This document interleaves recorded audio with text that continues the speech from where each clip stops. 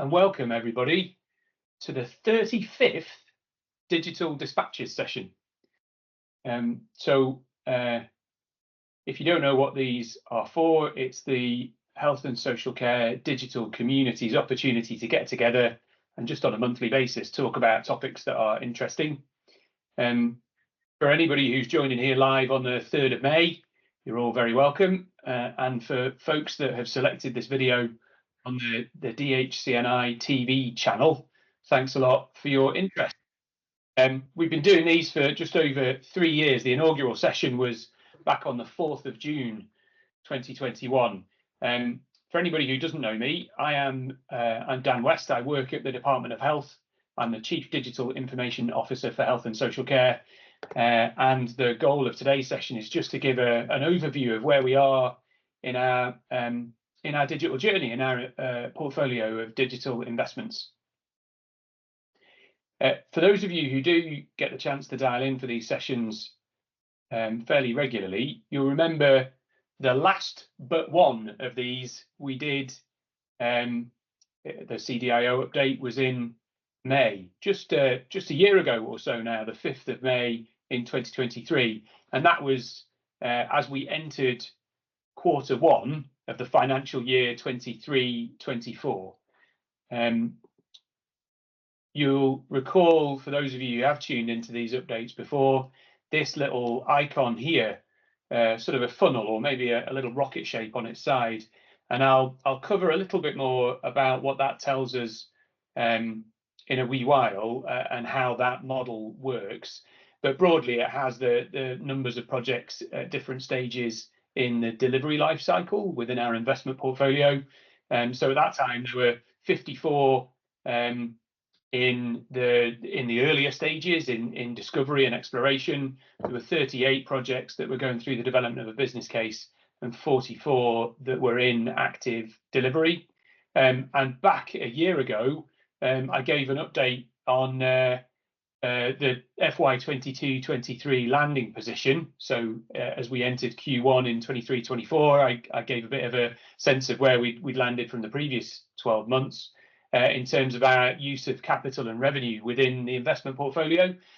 So at that stage, we'd spent about 110 million of capital and about 28 million of revenue in our array of different digital and data initiatives.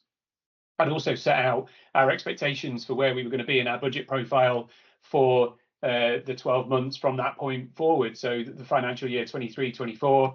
And that was an increase, a pretty significant increase actually, of capital.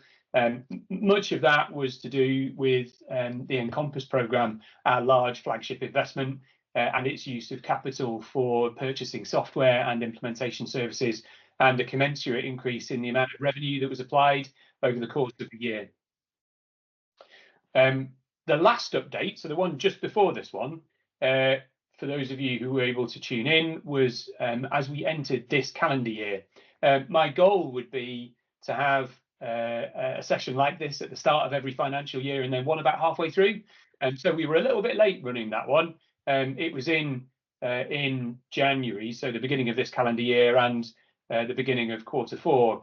And we showed our little image there, and in there we indicated there was a pretty significant increase in the number of projects that were earlier in the life cycle, so the things that were in exploration and discovery stages, and also a bit of an increase in the number of projects that were in active delivery. So we moved business cases through their approval cycle and into delivery. We'd also signalled at that point in January that we were going to have a bit of an uplift in the amount of capital we were planning to spend by the end of 23-24 through the inclusion of some additional budgets into the Encompass programme for purchasing end user devices in the Belfast Trust in particular, as they got ready for their go live.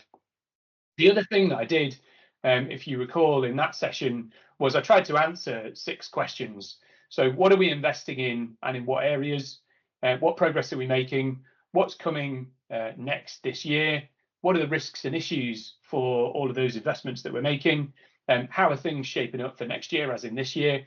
And why is this a good thing for health and social care in Northern Ireland? Why does all of this technology investment matter? And that structure seemed to be quite successful. We had a wee bit of positive feedback from people. So I'm gonna use that structure again today and try and answer some of those questions as we go through my remarks and presentation. I won't take up much of your time. I'm hoping to leave some time for questions and also give you a wee bit of time back in this hour-long slot. So here we are now, the 3rd of May in 2024. And I'll do the same thing here that I did a year ago. So closing out on the FY 23-24 position and setting out what we're intending to accomplish and what our budget profile looks like for this year. And I'll dip into that in a wee bit more detail as I go through the remainder of my slides. So 23-24 ended at 178 million of capital and 37 million of revenue. The capital reduction came through some slippage that occurred across the portfolio, having increased the amount that we were signalling we were intending on spending, in particular on Encompass on end user devices. So by the end of the year, a number of other areas had come down. So it slipped us back to about the level of investment that we had anticipated actually when we entered last financial year. Revenue stayed as we'd indicated with a couple of little bits of slippage, bringing us in at 37 million. For this year, we've got about the same number of projects and programs within the portfolio, 80 or so in the inception stage, mobilization and discovery and exploration. We've got about 40 projects going through the process to develop their business cases, and those 47 that are in active implementation, and the small figure in brackets there, the 80. That's the number of projects that are in the close down stage. And so those are items where we've been doing some project implementation activity and we've transitioned those into a business as usual run state. But it's worth just calling out that there's quite a lot of completed projects that we've worked on over the last few years.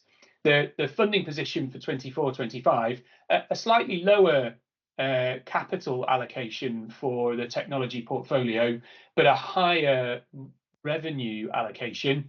The revenue implications of the capital that we're spending, so running systems and some of the implementation activities that aren't related to the delivery of the asset that would be capitalized, that requires us to have an increase in our revenue availability this year. Both capital and revenue, as we all know, and as we saw in the announcements that were made about the budget that the executive had approved, are quite challenging for health and social care, in particular on the revenue side, and that, as well as the coming online of a number of capital projects in the broader capital plan, building new facilities, for instance, at the Belfast Trust, that's utilising and putting pressure on the capital portfolio. So we've had to just draw back a little bit on the capital settlement that we've agreed, at least so far this year, in our relationship with the investment directorate in the Department of Health. So still an increase on the investment levels that we'd have seen on technology 5 years ago before the CDIO group was established, but a slight reduction in capital alongside an increase in revenue. So that's what we're looking at this year. For those of you who maybe haven't had the opportunity to dial into previous versions of this CDIO general update on the digital portfolio, I'll draw your attention just for a second to the strategic basis on which we're making these investments and delivering the portfolio of activity, as I've begun to set out already in my remarks here today. And anybody who is new to these presentations, if you grab your phone and just hover over this QR code or take a screenshot or whatever you prefer, that QR code is a URL with a link to the Department of Health website, and specifically the digital mini site that's hosted on the DOH website there. And that's where we initially presented, when it was launched back in October time of 2022, the Northern Ireland Health and Social Care Digital Vision and Strategy. So you'll find a number of things on that mini site, a summary version of the strategy and a video that sets out what it is we're trying to accomplish, but also the underlying documents that you see here on screen, where there isn't one strategy per se. There's actually a series of documents, including the data strategy, the cybersecurity strategy, and the innovation strategy from a digital perspective, and then the overarching digital vision strategy that pulls all of those together and sets out the cornerstones for what we're seeking to achieve through the investment activities that I've already expressed in conversation here. So I'm going to move on to my next slide, where I introduce in a little bit more detail. I think I've talked through it already here. The little rocket icon that you'll see us use, the funnel or the rocket line on its side. So that explores these different stages of activity, and we use it to then map the evolution of the portfolio just from a numerics perspective. What's the quantum of stuff that we're trying to do in the digital portfolio? The left-hand side of that is where ideas come in. They come in from a number of different sources. Some of it is driven by trust requirements, where the trust define that there's an investment that needs to be made. Some of it's legislative in nature, so the changing legislative environment and the stimulus that that brings for changes to existing IT systems, or for the development of new IT systems in order to support the realization of new legislation policy. And that tends to be the source of stimulus and inputs for our portfolio activities, where we then take those ideas, prioritize them through, undertake discovery activity to then work out what we're going to do with those ideas or challenges, and then we start to build momentum through to the point at which we then commission the development of a business case. The middle block is the business case development, and then the right hand side is where we then move them through post the application of funding into the delivery phase. And there are multiple different stages and kind of subcategories of statuses that we would use as we unpack that life cycle and journey of a project through all of those individual stages. You'll recall also that in this same meeting that I gave in January this year, I started to try to help people to understand where all of these technologies fit and how they fit together, and maybe introduce some of the kind of key programs and investments that we're making. So I'd set out this kind of logical architecture model of health and social care with a little bit of a digital lens. So we'd looked at the different settings of the delivery of care, including primary and urgent and unscheduled care. We talked about secondary care, both including our trusts, but other care settings like care homes and hospices. We'd also then talked about some of the front office and back office capabilities and data analytics, and then the technology shared services, and then transformation and innovation and governance of all of the work that we do. And then I'd set out lots of the programs and projects. I'm not going to drain this again today. For those of you who might be interested in just hearing a few thoughts on these different programs and what they involve, I would urge you to go to dhcni.tv, which is hosted on the YouTube platform. So if you just Google DHCNI TV, you'll see the range of videos and digital dispatches editions from the last years. They're all hosted on there. You'll be able to go and pick that up. And if you go through the preamble, you'll get to this stage in the presentation and get a bit of a sense of what all of those projects and programs are, why they're important, and how they fit together. I will briefly mention, although I won't drain, the integrated DHCNI portfolio delivery plan. I'm not expecting anybody to be able to read the image that I've got shown on screen here. It is an absolute eye test, even when you see it printed out on A3. But that is a function of our enterprise portfolio management office, which is where we manage those processes that I'd set out, the discovery, mobilization, commissioning, business case development, and then delivery of all of our digital investments and projects and programs. And that team that work for Stephen Stewart, who's on the call today, if you've got detailed questions about this, I might get Stephen to come in the Q&A stage of today's presentation. That allows us to pull out key milestones and the dependencies and relationships between those different delivery projects, and try and visualize that in a way that helps us and all of our stakeholders to then understand the nature of the work that we're doing, and the burden that places on the technology community, but also crucially beginning to understand more clearly the burden that puts on the trust as we ask our clinical and professional colleagues to go through the process of training and adoption and business change. So having a coherent view of what that overarching integrated plan looks like is useful from a number of different perspectives. What I'm going to do now is just talk about some of the key milestones from that delivery plan in particular, and how they've panned out over the course of the last wee while and how that looks over the course of the remainder of this financial year. So I did talk in the last update in January about the Q1, Q2, and Q3 activities. I'm not going to drain that. That's all done, and we talked about it already. I will show you the Q4 slide from the tail end of last financial year. The things in black were items that I'd already signalled were delivered or near as damn it in the conversation we'd had in January. The red items are just some of the additional things that happened over the course of the months leading up to the end of March this year. So the Equip FBC was approved, software vendor contracts were finalised, and as you all may know, we've selected Oracle as our back office ERP vendor, where we're converging our existing HR PTS and FPL, the HR and finance, procurement and logistics systems, onto a single cloud environment in the Oracle cloud platform. And the SI tenders were completed. And then as we got towards the end of Q4 last FY, we also had got through the SI, the systems integrator selection process. So what company is going to come in and help us to implement those new converged cloud technologies.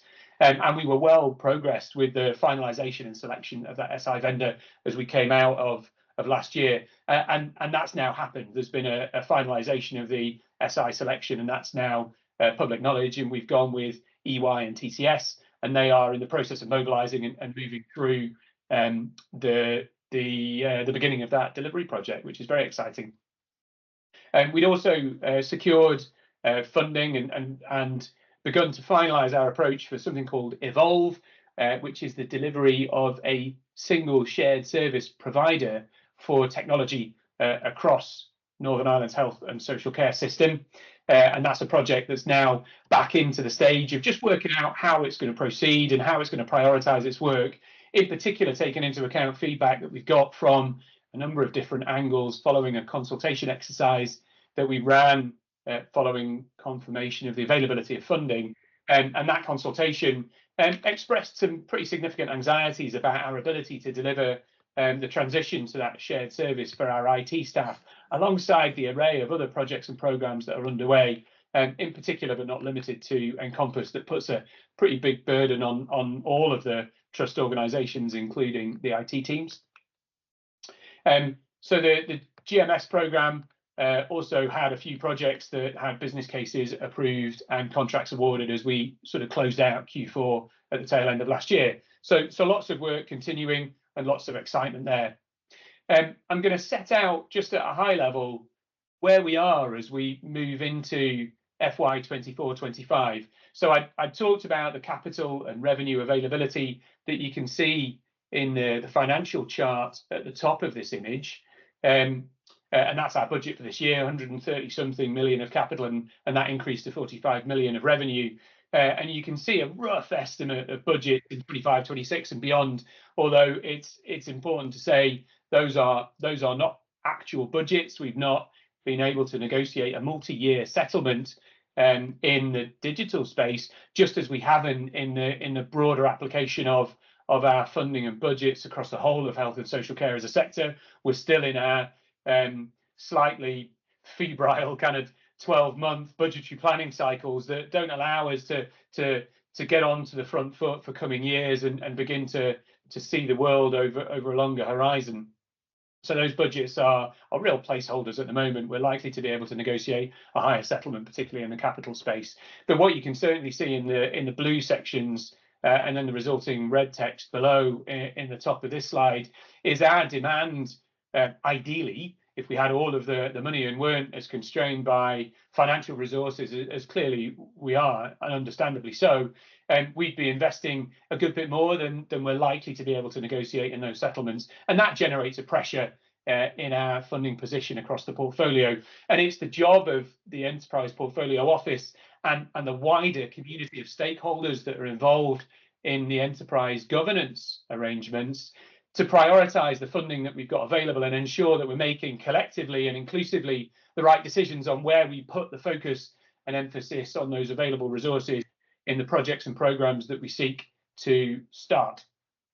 So you can see in the bottom of this slide that we've got funding confirmed in this year for a number of the big contractually committed projects and programs encompass LIMS, which is the replacement of laboratory technologies, NIPACs, which is the replacement of medical imaging technologies, Blood PAT, which is the replacement of our systems that manage and track our blood products from vein to vein, EQUIP, which is the back office project to replace our ERP systems, finance, procurement, logistics, recruitment, all that. NIDIS, which is the replacement of our canonical electronic master patient index, the system that does the health and care number setting for babies when they're born, and maps that then to GP practices through a system that we call NHAES today, that's going to be replaced tomorrow, and so on and so forth. You can see there's a series of things where we've confirmed our funding for this year, so they're seen as green. There's a set of things on the other end of this spectrum that we definitely can't afford, that are urgent and important, and we would love to be able to do them, but just unfortunately, by virtue of the point I made a moment ago about our funding settlement and it being a little smaller than what would be ideal from a portfolio planning perspective, we've got this set of things that just aren't going to go forward. So the replacement of some of our infrastructure under the infrastructure program, and that is important. Technologies that get old and aren't supportable anymore, as well as it being a problem for our IT teams because they have a bit of a tendency to go wrong more often. Also, it's a problem from a cyber security and information security perspective because unsupported technologies tend to have less ability to keep them updated with a patching program that allow you to protect them from the threat of cyber attack. So I won't drain the red bit on this chart, but you can imagine that through not being able to fund some of these things, that generates risk. And that's risk from a technology perspective, but also crucially risk from an operational, clinical and organization perspective. So how we manage our risk processes and the relationship between our technology risk profile and all of our trust and arm's length bodies across the health and social care sector is a really important part of our governance arrangements. The bit in the middle, which is areas where we've got new or critical projects where funding is challenged, but we've shown them as amber. We're working through how we might be able to secure funding if there's a bit of slippage, both within the technology portfolio, but in other areas of investment across health and social care. Might we be able to be ready with like an oven-ready business case, if you want to put it that way, so that we can proceed with those things that are deemed most critical through our prioritization processes. So things like GP order comms and social care payments and legacy lookup and data archiving. These are all projects that surround our Encompass, the EPIC rollout, our kind of flagship secondary care transformation, and they are key enablers to some of the benefits that have been highlighted within the Encompass business case. And they're important parts of creating a coherent architecture for all of the systems in particular in secondary care, that will allow us to both enable transformation, but also enable research and innovation in Northern Ireland. So those are just a few examples of areas where we're going to continue working and keeping a really close eye on those items to see what progress could be made from a financial perspective this year. So I'm going to move on and just canter really quickly through what our plans are, just at a high level across the 4 quarters. So taking that complex eye test of a plan that I showed you earlier on, the integrated portfolio delivery plan, just calling out quarter by quarter some of the key things that we're likely to see happening, and you know, touch wood, with a fair wind, we'll be able to a little bit later on this year report on successful achievement of these milestones. So already in Q1, the NIPACs Plus team, the medical imaging guys, they have already gone live with their final site, which is the RVH, the Royal Victoria Hospital in Belfast Trust. So they've gone live with NIPACs replacing some of the limited non-sector technology platforms that we'd had in the imaging space prior to the NIPACs Plus program starting. We've done the contract award for that systems integrator, the company that's going to help us to implement EQUIP, which is our back office systems, and we started the design and implementation stage on EQUIP. Coming up then, we've got the go live of Encompass in the Belfast Trust. This is a massive part of the Encompass programme, a huge thing for the region and in particular for the Belfast Trust at the moment, and a really big part of our digital investments. That brings about 50% of all of our community, all of our citizens, all of our patients in Northern Ireland onto the Epic platform. And that also unlocks the go live of phase 2 of NIPACS, which is the multi-ology workflow. So workflows within the hospital setting that hadn't previously used the picture archiving and communication system. The go live of Encompass allows us to bring those into a more standardized way of storing and conveying medical imaging data, and then accessing that from multiple different locations around the region for the purposes both of delivery of patient care, but also thinking about in the future transformation of delivery of radiologists and other diagnostic services.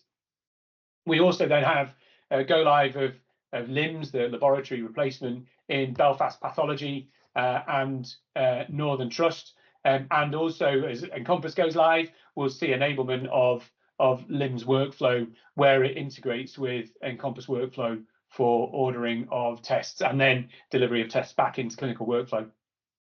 The DDVR OBC, so lots of acronyms, digital dictation and voice recognition, the outline business case approval we're expecting, and we'll get on then through the rest of the year. I'll talk about it in a minute with the procurement of a solution that allows all of our clinicians to use voice dictation to be able to complete annotations and notes within the Encompass platform and other technologies that we might seek to integrate the DDVR platform, but primarily focused on Encompass, the Epic system for now. And that's a really big win for clinicians and a big part of ensuring that productivity and efficiency can be maintained as we go through the implementation of a system where there is naturally more time for doctors and other healthcare professionals to be standing at a computer terminal and keying notes into a system, whereas they may have scribbled ink onto paper records in a file jacket in the past. So digital dictation is an important part of our efficiency plays. The GP order comms OBC approval, that says the go order comms, that means GP. So this is how GPs will order tests in the new world and how that's then going to integrate both with the Encompass and Labs platforms. Social care payments discovery is going to be completed in Q1, as is Careline Live, which is the provision of a software application and some iPads for social workers to be able to schedule their work effectively. And that's going to be rolled out across the trust. So there's a bit of discovery work going on here to establish the budget for that. And then the MSEA, the Microsoft Enterprise Agreement implementation discovery. So that's as we buy new Microsoft technologies like Teams that we already have today, but maybe thinking in the future about AI and its application in the productivity stack. People might be familiar with something called Copilot. So thinking about how we go forwards with implementation of those Microsoft technologies off the back of the completion of our previous purchase of the new Microsoft licenses. So that discovery will be complete in Q1 as well. Thinking a little bit later in the year, the digital workplace program. So that's how we deliver technologies, devices, productivity, collaboration tools, artificial intelligence, all of those considerations. That program is due to be commissioned. It was one of the things that we said we didn't have funding for. So we'll try and commission that to the degree that funding allows us to. The Go Pharmacy, this is the delivery of a patient relationship management platform into the community pharmacy sector so that they can continue to do work on behalf of GPs, but capture some of that data in a secure manner and flow it back to GP practices. That OBC is due for approval in Q2. We're going to do some work in Q2 as well with our GP community on where we go next after some of the work that we've done on GMS, General Medical Services, IT modernisation. So imagining how we can get all of the GP practices to be as digitally mature as those that are most proficient in adopting digital technologies for patient self-service and automated triage capability. So how do we get everybody as good as the best? And then where do we go next after that? So what might we think about a digital front door to access GP services? That needs a bit of thought, and that needs to be an inclusive process of engaging with our central GP management and contracting friends, but also how we bring in GPs into that conversation. So interesting conversations there. The GP to GP record transfer, while we're talking about GPs, project implementation will be complete in Q2. So thinking about Q3 then, what's going on a little bit later on in the year? So we're getting to the end of the calendar year now. We're through the autumn, beginning to get into the winter. So the go live of Northern Trust is due to be happening, which then enables, as I mentioned earlier, phase 2, the multi-ology processes within NIPAX Plus. Go live in the Southern Trust for laboratories. The phase 2 of NIDIS, which is the replacement of primary care registration management and cervical screening from NHAIS. That's due to go live towards the end of this calendar year. We're planning to finish some discovery work that we're doing on independent sector access.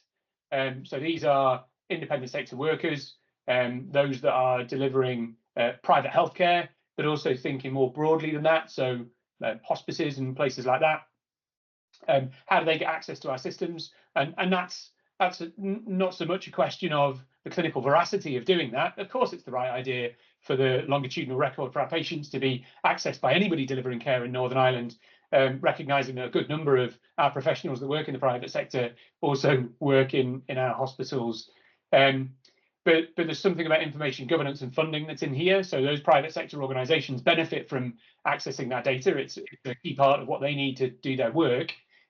So we need to just be clear on the nature of the relationship from a contracting and information governance and funding and technology access perspective. We're also planning on finalising some of our work around how we get better at scale using cloud technology. We did a lot of that during COVID. We deployed lots of cloud stuff, but we may be missing, particularly in the central teams within BSO ITS, some of the skills that, for instance, the Belfast Trust have developed on managing Azure environments and tenancies. So how do we build and scale our skills around cloud services, and what bearing does that have for our investment portfolio and enterprise architecture decision making going forward? And we're also transferring to BAU, following the final completion of the project implementation, the NIAS CAD, computer aided dispatch system, one of the things that our friends at NIAS have been working on over the last wee while. And then a little bit later on in the year, beginning of next calendar year, the final quarter of this financial year, what are we looking at in Q4? So the digital identity service, the DIS, will transfer to BAU and we'll close out the implementation project. DDVR, that technology that I'd mentioned to you earlier, to capture voice data and use that to be able to record notes in Epic and other systems. And that's going to go live against Encompass for those sites that have already gone live. So that would be South East Belfast and Northern Trust. So that's really exciting. We're going to try and get the first one of those in Q3, and the majority of that work for those go lives and enablements will happen in Q4 as we run into the final Epic implementation. Drug tariff changes to FPPS, the Family Practitioner Payment Services, the design and procurement work for that commences. Extra contractual referral and patient travel database discovery. These are, relatively speaking, smaller technology projects, but because the capital usage on our really big things is beginning at this stage to draw a little bit to a close, it means that we've got some room within our affordability envelope to start doing some of those really critical but slightly smaller IT projects that have been on the books for a wee while, but have been drowned out by some of the bigger investments. Mobile phone replacement would be another one of those things that we need to get cracking on. So that was a quick canter through quarter by quarter what we're seeking to achieve over the course of the next 12 months. And this is an image that I showed to folks on this call in the meeting that we had in January. Each of the blobs represents one of the projects or programs that are in delivery at the moment. And it's one of the visualization tools that we use within the enterprise portfolio management processes as a way of conveying as simply as possible to our stakeholders kind of how we're getting on at an aggregate level with delivery of all of our digital activities. On the left-hand side, it's how the projects will review and report on their own activities and progress. And on the right-hand side, we then take a slightly different view using that input to work out how we see the world from the broader portfolio perspective. So something might be declaring as red from the project perspective. Red being we've got something that's a bit of a challenge to us at the moment, and we're probably not going to be able to hit the milestones that we'd set out originally in our funding envelope to be able to deliver the objectives that were set out in our business case. So while a project might consider itself to be ready against its own measures, if the prospect of a bit of slippage or maybe some slight overrun in budgets isn't really affecting the overarching portfolio and the broader set of objectives, then we might consider that to be green or amber at the wider portfolio level. So two sides of the coin as it comes to that aggregate and macroscopic assessment of overall delivery confidence. So I will just note that in the 52 projects and programs that are in live delivery, the project assessments from their own perspective has gone down by 6 reds or up by 6 ambers and greens. So that's a good thing. We're feeling better. We're feeling more confident from the project level.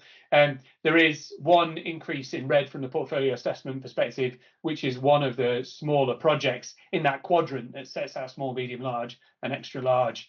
And while the increase in red at the portfolio level is cause for pause and just reflection, it is worth focusing on the positives as well. So there are 36 out of the 52 projects across all of the different size categories that are green, and that's good. I've worked in multiple different health economies around the world, and for a portfolio as complex as this, in an environment with as limited resources as we're experiencing, we're in a good place when we compare to some of those other places.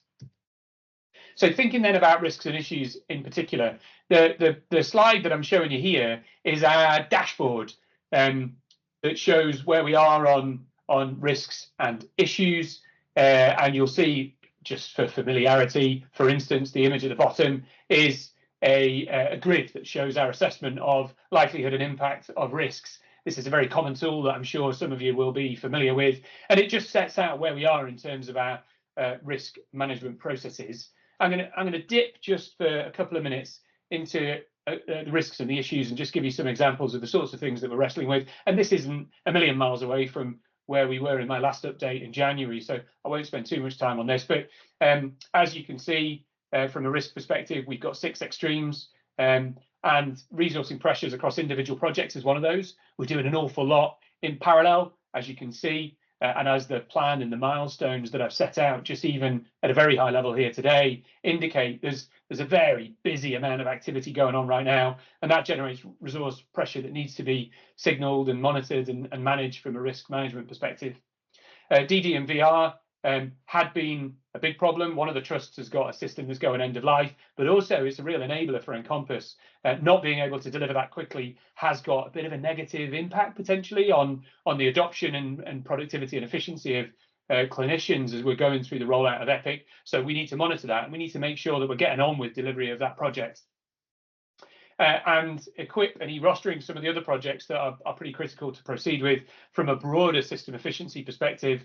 They're impacted by the trusts in particular focusing on enablement and delivery of Encompass. So those are our risks.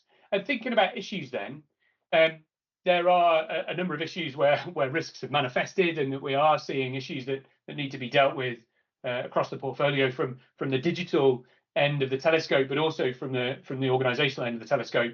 So things like portfolio level affordability, where we have insufficient funding for critical system replacements, and that's an issue. That's not a risk. That's already been realized. What we're doing on that one is managing that risk relationship with our trusts and calling out where there are potential operational impacts through our inability to invest in technologies in the way that we would like to. Challenges in achieving critical path due to a number of go-lives and schedule dependencies. That started to become in certain areas an issue as much as it is continuing to be managed as a risk. We have dependencies on things like bring your own device that need to be realised in order for junior doctors to get easy access on their own telephones to securely, and bearing in mind our information security and governance responsibilities as individuals and organisations. So BYOD is one of the dependencies that hasn't been met at a regional level and is now being managed at the trust level through our issue management processes. So much the same as we were, unsurprisingly, given it's only 4 months since I last gave this update, but just to give you a sense of some of the management processes that we have for calling out those issues and then working through the implications of those with partner organisations. So finally, before I get to questions, my last slide, why is all of this good? So, I've talked about an awful lot of work that we're doing as a sector, lots of people running around with their hair on fire, delivering huge Herculean efforts to make all of this technology stuff work and work for us. But why is it important? I would encourage those of you who haven't had a chance to do this to go back to the HSC Digital Vision and Strategy that I set out and provided a link to in one of my earlier slides. You'll find this image. So what we're trying to shoot towards is a set of foundational technology capabilities that allow us to deliver a modernised health and social care sector that delivers better quality of care, better experiences for service users, patients and social care clients, and crucially, better experiences for our staff members to help them to deliver their best work and operate at the top of their license every day. And importantly, to help the system to drive towards some economic sustainability and efficiency improvement. And what does that look like? Streamlined care journeys with digital touch points where it is relevant for a service user to interact digitally with their care team. We need to enable them to do that, just as other health economies in the UK and around the world have done and seen real benefits on all of those measures: citizen experience and satisfaction, service efficiency, and also in terms of enablement of staff members. We're going to provide personalised treatment journeys using data more and more often to be able to understand the needs of individual patients and tailor the services that we deliver to those service users and social care clients in a way that's more surrounding the needs, longitudinally speaking, of those individuals, but also leveraging in the future genomics and other data sets to be able to tailor pharmacological interventions and other interventions to the genomes of those individuals. We're going to have cutting edge diagnostic and treatment solutions, and we're going to be relying on world-class digital infrastructure that comes through these investment programs, so that we are as good as any other health economy in Western Europe in how we deploy and use technology, in particular thinking about cloud technology, as I mentioned earlier. And we're going to do that through our revision of how we deliver technology and how we drive technological improvement and innovation through changing the way we interact from the digital perspective with operational and clinical organizations. So that's just broadly why we're doing all of this technology work, and why at least I and many of my colleagues believe that continued increased investment in digital and this portfolio of activity and projects and programs is a really good thing for the sector here in Northern Ireland. I've been talking at you for long enough, so I'm going to get to any questions that you might have. And so that I can see you all, I'm going to bring the slides down. Here we go. So I'll ask Dawn and Jen first. Has anybody added anything to chat so far? No, just Paul had added just about when you were talking about we'd selected Oracle as a supplier, that his experience of it in iWater and positive experience. He says it's amazing. So that's the only comment we have at the minute. There's no questions. Good to hear. We've got Oracle already in that HRPTS FPL space, but they're going to the most up-to-date, latest and greatest cloud-based technology will create some efficiencies and better user experiences for people who interact with those products. And anybody who's done recruitment recently will know that while that is great, there's probably room for improvement on those processes. So that's EQUIP is a really important program for all of us. Does anybody have any questions? Do you want to either put them in chat or raise your hand or just come off mute and start talking? And we'll try and, with colleagues that are online here, try and answer any queries you've got. There's one in the chat there, Dan. Did I miss any reference to the annual PC refresh programs?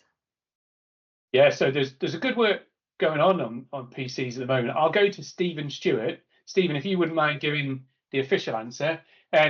We are rolling out an awful lot of devices as we digitize secondary care services through the rollout of Encompass, there's an awful lot of end user devices hitting the street. So that's desktop PCs, boards on walls, interactive digital boards on walls, loads of laptops, computers on wheels, rover devices. So the Epic system uses essentially an iPhone device to access a mobile version of the application, and as I said, BYOD for junior doctors to be able to access it on their own personal mobile phones. So there's a huge wash through of cash and new equipment into the trusts. As it relates to going and updating older PCs that are at the end of their usable life, Stephen, do you just want to comment on that for us? It's one of the cost pressures that we currently have in the portfolio. We don't have the ability to initiate the annual PC refresh program that everyone's been familiar with recently. It's something we're just going to have to deal with, and it's one of the areas that we've been looking for further investment in. Okay, thank you. Hope that answers your question there, Pat. Any other thoughts or questions that colleagues have today? Alex has asked the question, with junior doctors in NI to stage further walkouts from the 6th to the 8th of June, are there any comments on the implications for Encompass Go Live, which is, as Alex says, on the 6th? That's under review. So the announcement from the unions came this week, yesterday, day before. So that's under review. For those of you who are familiar with the Epic Encompass program, there's quite a similar thing had happened in a couple of trusts in London that are massive institutions in the South London area, King's and Guy's and St Thomas's. So they went live last year, and they went live during a junior doctor strike. So there is previous for handling the disruption that industrial action brings. For those of you who remember back to the SET go live last year, there was industrial action in the lead up to go live, which we'd managed to fairly gracefully manage, although it didn't help with levels of anxiety. Excuse me.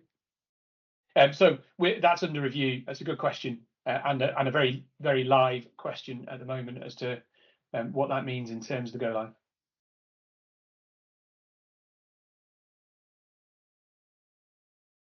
Niall's asked a great question. Crikey. Given that we can only secure a funding envelope on an annual 12-month basis, is there another healthcare funding model or system that would provide multi-year funding so forward planning can be enabled? Yes, we should try and solve that. Would a different funding model or system, way of commissioning, for instance, PBR, be advisable? That's a live conversation in the Department of Health in the commissioning space as we go through the implementation of the ICS program, the Integrated Care System program.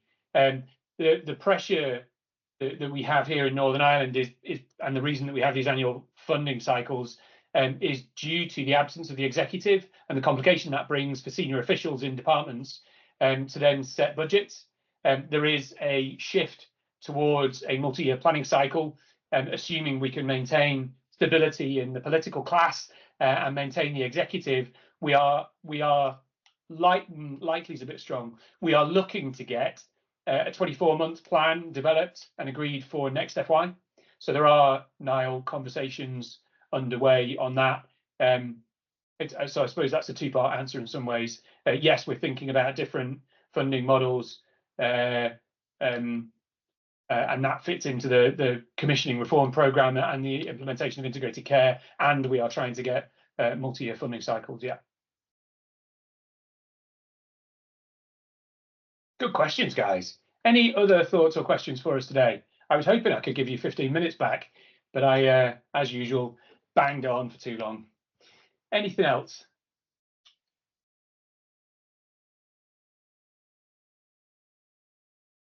Another one from Alex. With the archiving of legacy data project not funded and not currently progressing, is there any further information that can be circulated with respect to those legacy systems that Encompass replaces and which have been on hold for upgrades due to being replaced, which now may need to be retained? Yeah, that's a great question. So we are not making progress on the archiving project. We are currently undertaking discovery work.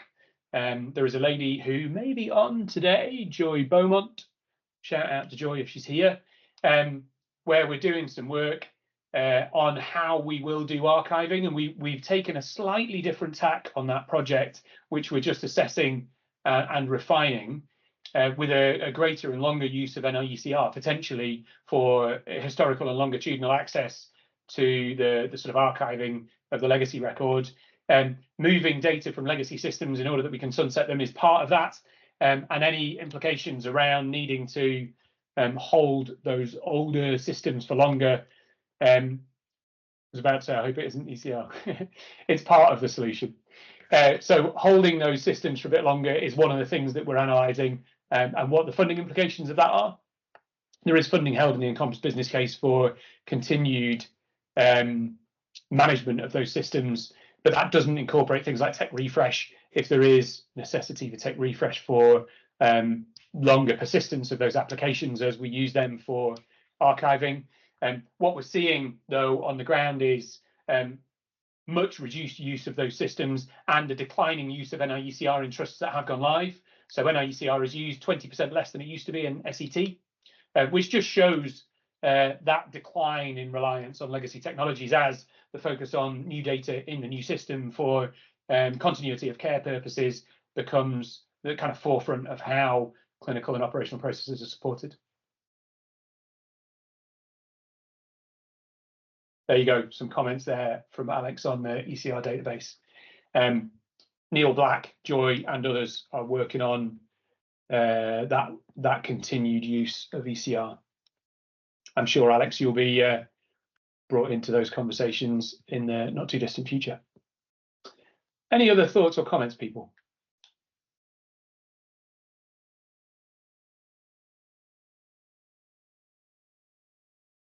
No, beginning to sound a bit more quiet. As always, if you've got anything, no,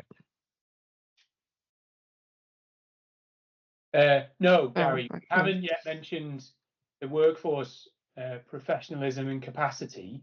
Gary, would you be willing just hopping off mute for a quick 90-second update on the work that you're doing on the capacity and capability board? Do you want to do that? I hadn't intended that. I was hoping to cede you the ability to do that. Thanks. Yeah, no, just generally, it's we are looking at with digital professionals being one of the few domains in our service which doesn't have professionalism at its heart in terms of CPD, in terms of appraisal. So we are looking at BCS, AFA, and others, and trying to, under the umbrella of Fed IP, making professionalism part of the value added offering from us as digital specialists in our world, and making that part of a career progression as well. So it is something we are looking seriously at. I just wanted to know if we had discussed it today. And I think in terms of that, the greater workforce challenges we're going to face in terms of shallow pipelines, inflow, how we retain staff better, and make health and social care an attractive proposition to graduates and beyond in terms of wanting to sign up. I mean, look at all the exciting things we're doing here today. I wasn't here for the conversation, but I can imagine what it was like. The wide variety of things that we do, the wide variety of areas that you can focus on outside of core digital. I think it's immense, and we probably don't publicize that enough, nor do we value ourselves, I don't believe, as the professionals we are, by getting professional accreditation and maintaining that accreditation as part of what we do. So it's something I will be looking at, Dan. Really, it was just a question of, have you done any, did you mention anything in that as part of the update? So hopefully we get that capacity and capability board, create the policies by which Evolve / HSE Digital then will be able to execute to help us keep the right capacity and capability in our system for all these things we're doing. Thanks, Gary. I hadn't mentioned it. It was a pretty busy agenda. I think that's a really important thing for those folks that are on today who are digital specialists in BSO ITS or DHCNI or out in the trusts. It's a key point. Do we have consistently adopted career pathways that help us to develop our talent, be clear on what our role types are in the future, what's the skill sets that we need, particularly as cloud technologies become a bigger part of what it is that we're managing and delivering, and can we then use those clarified pathways and career development processes to build out the right skills, but also as part of our attracting, retaining, motivating, and building our talent pipeline. So that is crucial. Darren Henderson, I don't know whether Darren's on, was talking to me about this 5 years ago. And for anybody who's at the original DHCNI Leadership Summit back in November of 19, Darren ran like a workshop session to try and understand what people's perspectives were on this. And as Gary says, the establishment of the Digital Capacity and Capability Board under the wider capacity and capability work that we're doing under the governance model, that's great. And Maxine and the HRDs are going to help us to launch that and keep it moving. Thank you, Gary.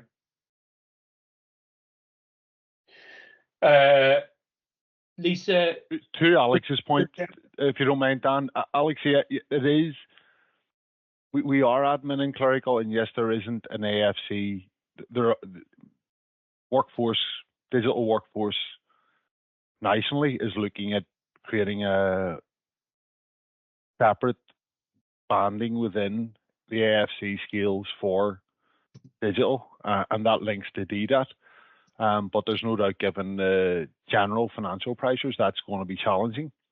So we need to think of other creative ways to compete with that and compete with the public and private sector at the minute within HSE. I don't think the limitation is on the admin and clerical role within AFC. I think the limitation is our ability to professionalise as a group and structure, then to be classified even internally as that. And I know Dan has, and we will be looking at creative ways to try to incentivise and retain people in that scale. The broader point you're making is around getting a new AFC domain created for digital, and that is being looked at, but I would not see that being anytime soon. So I can give a bit of an update. Sorry, we're over time here, guys. John Quinn is the CIO of the NHS in England, and we've been having this conversation about the relationship between AFC and technology roles and the competitiveness of pay rates under AFC to attract and retain technology talent. John's thinking is, and with the direction he's taking, and therefore something that we may be able to avail of in due course, is technology across government is seen through the DDAT lens, and the DDAT job families and associated skill tracks are a really useful way for government to standardise on career development, but also paying rations for technologists. And there's a sense that technologists in the NHS in England, and maybe Scotland and Wales, will move on to DDAT structures and then potentially begin to move away from AFC. Now, that is a deeply contentious sentence, technologists moving away from AFC. So let me be clear, that's not what we are lobbying for here in Northern Ireland yet. It just depends on what happens in England. And Lisa, you've asked a question about IT, women in IT. I think that's a great idea. If that doesn't exist, we should have that. It's harder to attract women into STEM roles. We all know that. We've all, to a greater or lesser degree, spent time in schools and universities trying to promote STEM subjects to girls. And I think that's really important. It's a big part of our diversity play, and anything that we can do to support women who work in this team and other groups, I'm all for that. So yeah, I think we should consider that. Thank you. We're over time. So even if you've got extra questions, I'm going to have to draw this to a close because we all need to get on with our day. Thanks everybody for attendance and interest and questions. It's a long weekend, bit of an afternoon to go. When you hit Friday afternoon and you clock off, do enjoy the long weekend, everybody. And we'll look to schedule a dispatches edition about halfway through the year. And you can hold me to make sure that we do it at month 6 as we click over from H1 to H2. Have a great weekend. Nice to chat to you all. Thanks. Bye-bye. Thank you. Cheers. Thanks, Bye. Dan.